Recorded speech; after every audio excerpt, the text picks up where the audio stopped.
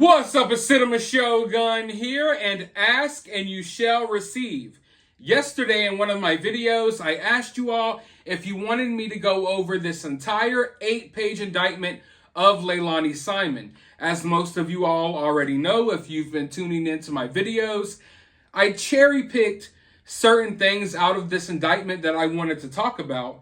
But I asked you all if you wanted me to go over the entire document, and a lot of you all said yes. Therefore, here I am today to do just that. But also, I want you all to stay tuned because I will be announcing the winners of the Swag It giveaway soon. And once I announce those winners, we're going to give away even more money. So stay tuned for that. Make sure you hit the link down in the description or in the pinned comment of this video. Download Swag It, follow me on there, and you'll automatically be entered into a lot of cool giveaways. And there's plenty of earning potential on that app. But I want to go ahead and hop right into this indictment. I gotta say that, I am so happy that we are at this point in this case. Everything seems to be rolling right along. Everything seems to be running really smoothly. It almost feels too good to be true. Because every other case that I've ever looked into, there's always something. But in this case, it just feels like everything is coming together nicely. And of course, the situation isn't a nice situation. But considering the fact that they found Quinton, Leilani's behind bars, Billy Joe is behind bars, I think this is all anyone can really ask for when it comes to a case like this one. But let's go ahead and hop right into this indictment. We're going to, go over the first page. This is the first page. There's no need for me to read all of this stuff. Now, as you all know, there are 19 counts against Leilani. We're going to go over all 19 of these counts. But at the beginning of every one of these counts, there's basically the same information that I don't want to have to read over and over again, but I will read for the first couple of counts. Now, let's go ahead and hop right in. Murder and concealing the death of another. Count 1, malice murder.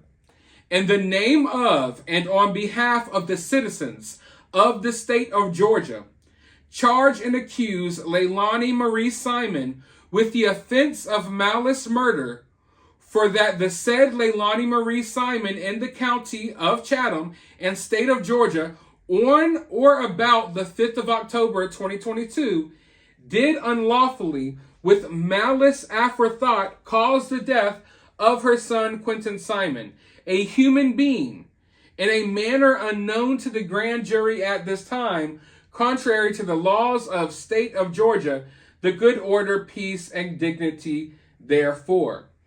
So malice murder would mean that this is not an accident, for one. This is intentional. And that's something that I wanted to hyper focus on, and I did in one of my videos, that they don't believe that this is an accident. In fact, we know that the cause of death, at least what they believe, is that Leilani beat Quinton Simon to death.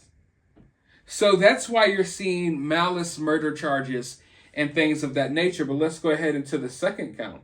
Count 2, felony murder. And the jurors aforesaid in the name of and on behalf of the citizens of the state of Georgia further charge and accuse Leilani Marie Simon with the offense of felony murder, for that the said Leilani Marie Simon in the county of Chatham of state of Georgia on or about the 5th day of October 2022 did commit the offense of aggravated assault in violation of the OCGA 16-521, a felony, and that the accused did make an assault upon the person of her son Quinton Simon with an object that when used offensively against a person did result in serious bodily injury, the nature of the object being unknown to the grand jury at this time, and the accused did, in the commission of this offense, cause Quinton's death, contrary to the laws of the state of Georgia, the good order, peace, and dignity thereof. So, What does that tell you? That tells me that investigators believed that they can prove that Leilani not only beat Quinton Simon, not only did she beat Quinton Simon to death, but she used an object to do so. Now, in my mind, I could be wrong. This is just my opinion or me speculating here. If they could narrow it down to, oh, we believe this is an object that she used, I believe that they probably have that object. I mean, I could be wrong. But for them to specifically say, we believe she used an object to beat Quinton, I believe that maybe they have that object. Maybe that object maybe had some of Quinton's blood on her. Who knows? I don't want to speculate too much. But these charges and these counts, they're pretty specific. They're specific. You know what I mean? It's not like, oh, yeah, we believe that Leilani murdered Quinton. It's that we believe Leilani murdered Quinton, and this is how she did it. And she used an object to do this and that. So that's a lot of information for them to have. And in my mind, considering the fact that Quinton was beaten to death, thrown into a bag, thrown into a dumpster, that dumpster was then dumped into a dump truck that usually compacts the trash, and then dumped it into a landfill. And then it sat out there for over a month. And when I say it, I don't mean Quinton. I mean just that the trash from that trash car. And yes, more specifically, Quinton was out there for over a month. I'm not so sure that a lot of people in my comments yesterday were assuming, well, duh, they got Quinton. They found Quinton. Of course they can tell what happened to Quinton, but I'm not so sure that they found an intact Quinton. I'm not so sure exactly what they found, but I think they found bones. So for them to be able to have all of this information about what they believed she did to Quinton, I feel as if maybe they have the object. Or maybe, just maybe, someone is saying something, Danny. I don't know. But let's go forward. Count 3, felony murder.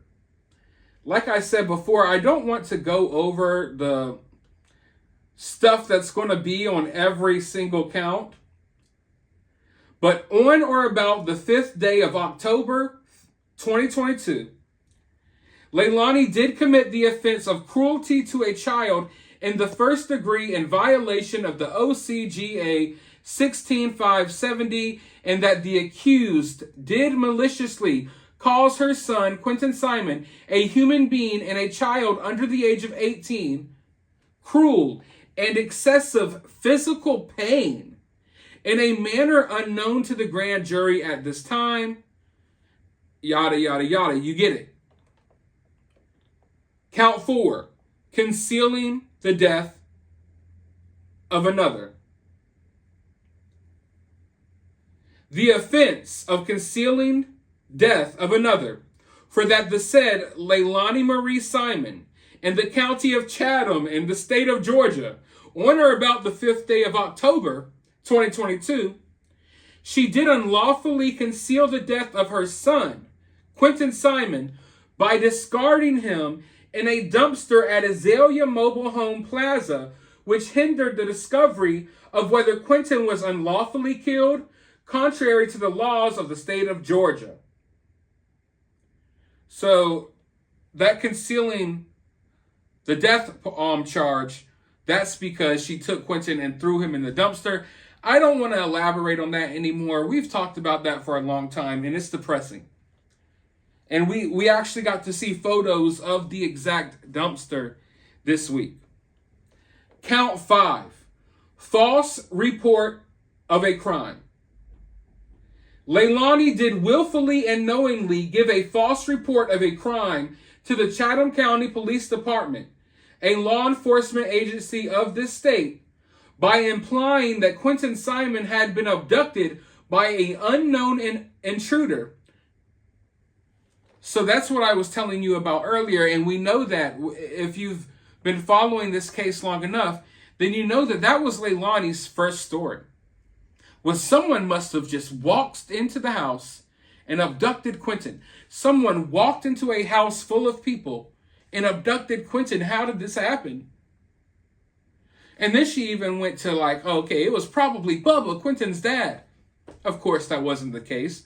But she likes throwing people under the bus for her own crimes. So that was her first story. But it changed rather quickly. Let's go into count 6, making a false statement. Leilani did knowingly and willfully make a false statement to Marion Lemons of the Chatham County Police Department and Bradford Snyder of the FBI, law enforcement officers engaged in the lawful discharge of their official duties investigating the disappearance of Quinton Simon, a matter within the jurisdiction of the Chatham County Police Department, a department of the government of this county, to investigate by having admitted that she had left her home in the late hours of October 4th, 2022, to meet her drug dealer, falsely stating that the purpose of this meeting was to pay an existing drug debt. Oh, okay. I told you all about this as well. The night before Quinton went missing, Leilani met up with her dealer. Now, law enforcement, I guess by looking through her phone, they were able to find out that this happened.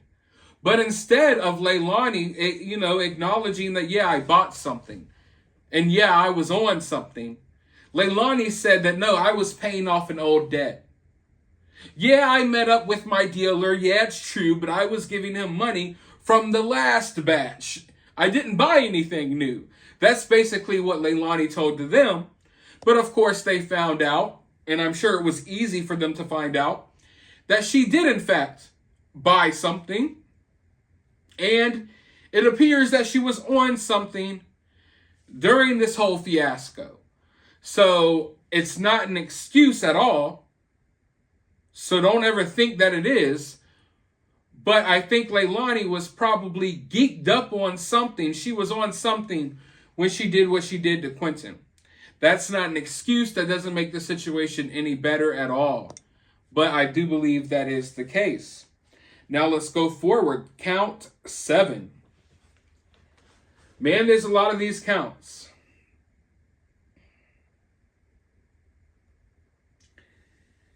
This is another making a false statement. By falsely stating that the only controlled substance of which she was a regular user was marijuana.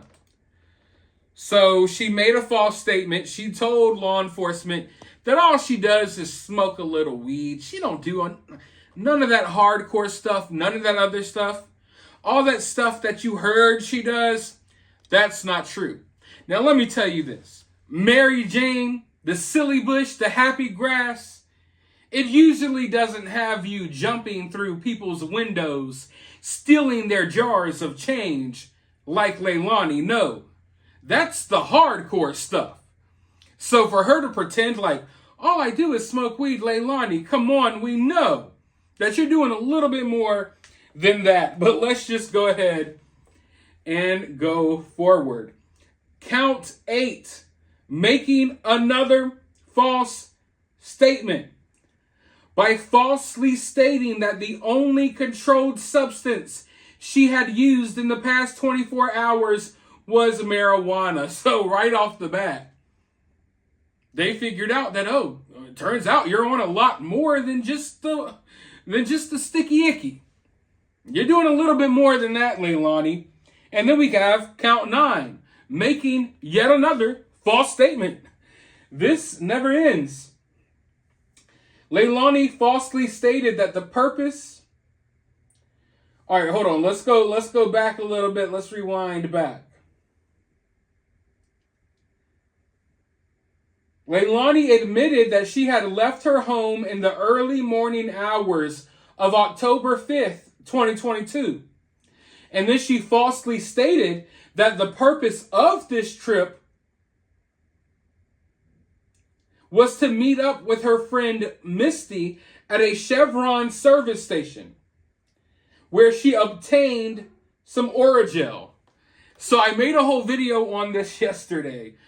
Leilani's mastermind plan to get away with the murder of her own child.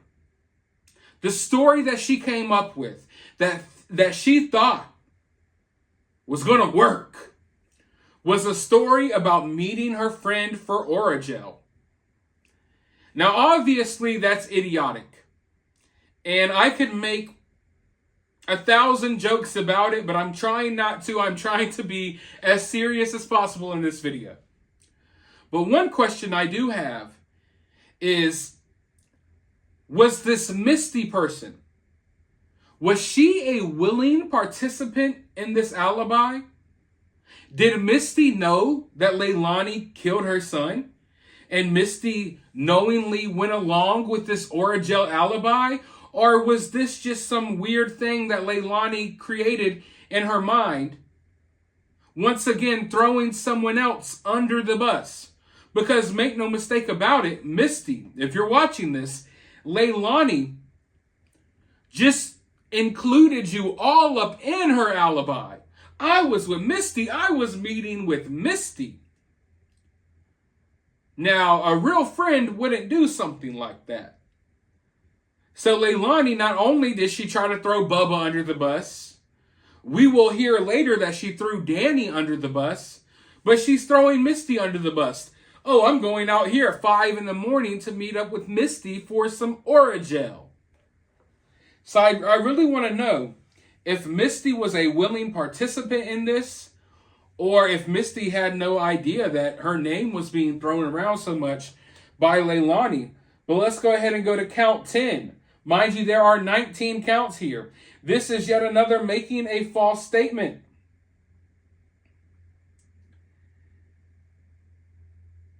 Oh, God. Here we go again.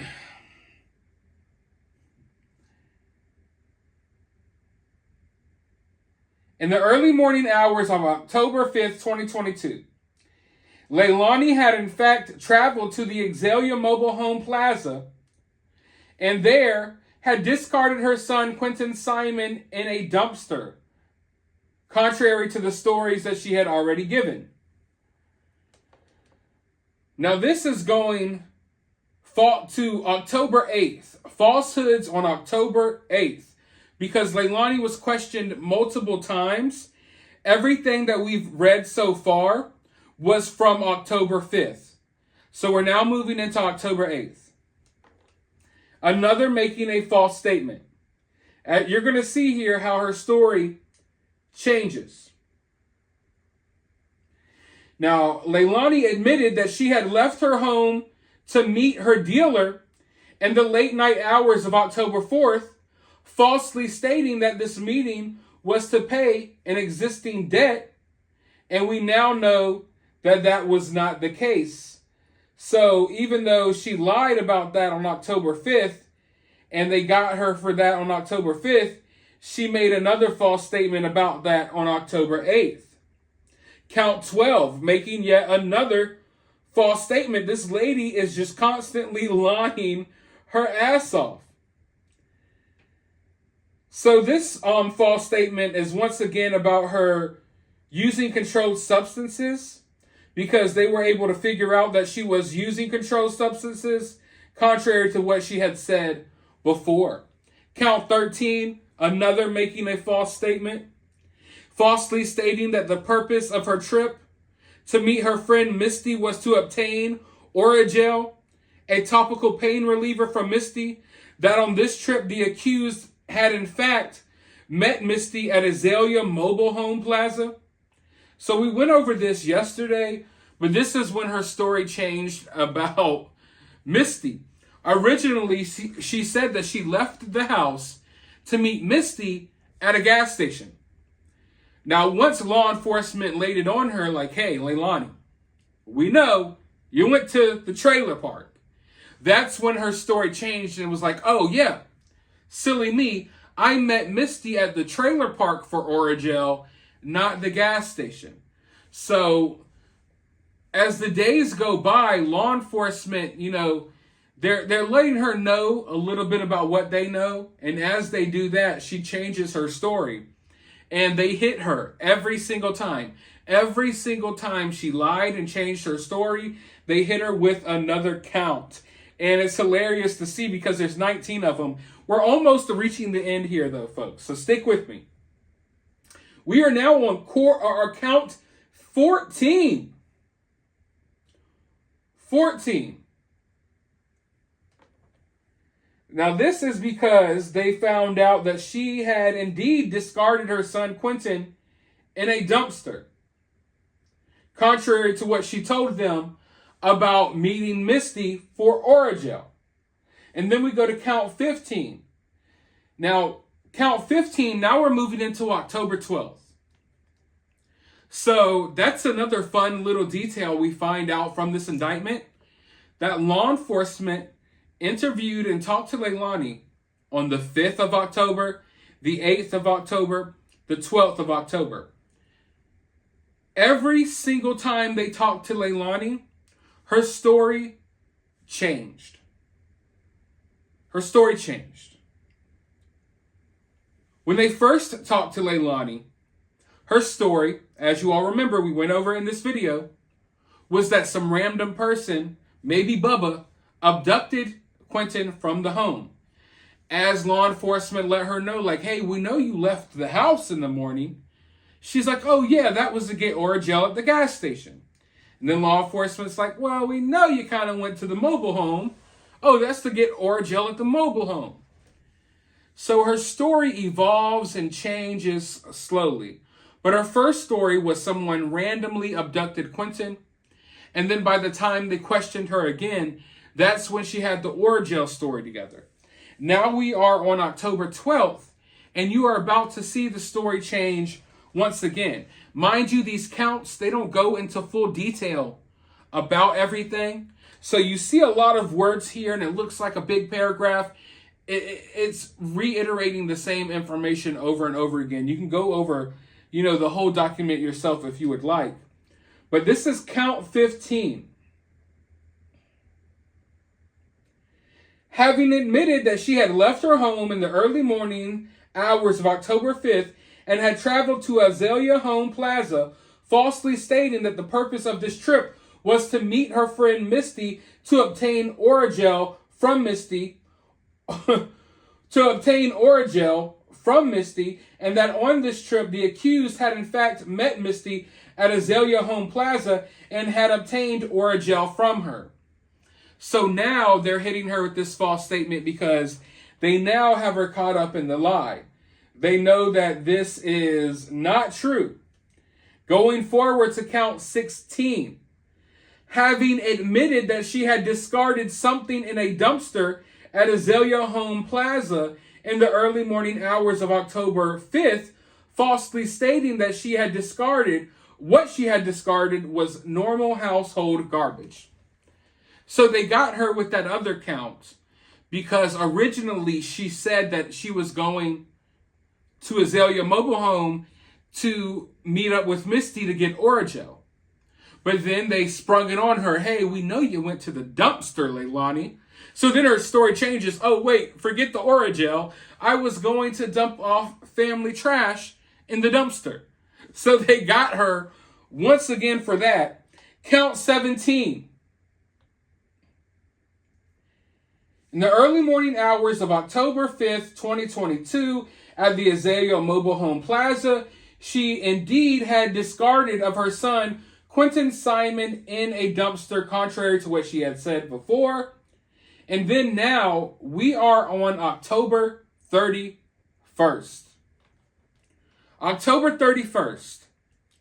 We've gone from October 5th to now October 31st, Halloween. They questioned Leilani once again. And once again, Leilani made another false statement. By falsely stating that it was not her that traveled away from the home in the early morning hours of October 5th. She stated that it was Daniel Youngkin who had traveled away from the home in the early morning hours of October 5th. So long story short, after telling law enforcement, after admitting to law enforcement that she left the home for Oragel, after lying to law enforcement and saying she left the house for Oragel, but admitting that she left the house, after admitting that she was at the Azalea Trailer Park, after crafting a story about meeting up for Oragel, on October 31st, she changes everything and reverts back to, oh, I'm going to blame Danny now. Guess what? Everything I told y'all about leaving the house, that was all lies. It was never me. Danny's the one that left the house. So after everything else failed, on Halloween night, she blames Danny. On Halloween night, she blames Danny. Halloween night. The Quinton Simon story was already almost been going on for an entire month. Halloween night, I was at Halloween Horror Nights in Orlando, Florida. The story had been going on for so long, Quinton hadn't been found yet. But we were well along into this case. We were weeks into this case. And after weeks of lying and providing law enforcement with different stories, she then resorts to blaming Danny. Now, how stupid does that look of her? That automatically tells law enforcement that you're lying about everything else you've already said. So she couldn't help herself but to try to pin it on someone else. She tried to pin it on Danny. And then count 19. Count 19 comes from November 21st. November 21st. By having once again admitted that she, not Danny, had left the home in the early morning hours and had traveled to the Azalea mobile home, and having admitted that she had no contact there with her friend Misty, stating that she did not remember what she had done there. So on November 21st, a month after trying to pin it on Danny, she admits that no, it wasn't Danny, it was her. She admits that she goes to the Azalea Trailer Park. She admits that Misty wasn't there, but then she says she doesn't remember what happened. So, breaking down this indictment, it's weird to do it on video, and it's weird to even read it because there's so much context missing there. But to fill in the blanks, what's happening here is she's being brought in and interrogated and questioned.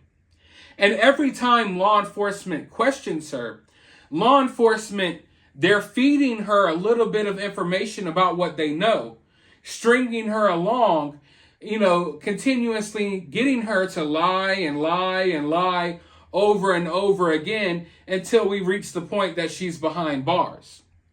So every time you see that Leilani had a new story, that's because law enforcement is letting her know, okay, listen, Leilani, we know you weren't at the gas station. We knew you were at the trailer park.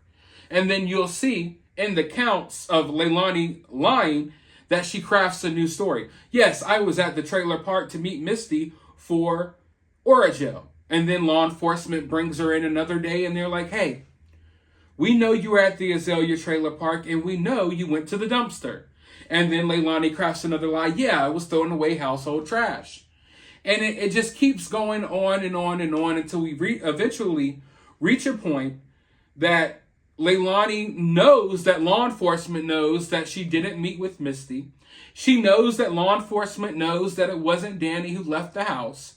So as these counts keep rolling in and you see Leilani changing her story, that's because law enforcement is feeding her tidbits of information about what they know. You know, basically shutting down her other lies so she either tells the truth or comes up with more lies. Unfortunately for Leilani, she continues bringing up more lies, and she still won't acknowledge what she did, even though I believe investigators at this point can prove it without a shadow of a doubt. And I think they're very confident in that. But let me know your thoughts about this indictment. How do you feel about her changing her story so much? Have you gone over the indictment yourself? What do you think will come of this? Let me know all of that down in the comments below. While you're down there, hit the thumbs up button, hit the subscribe button, ring the notification bell, and I will talk to you all in the next video.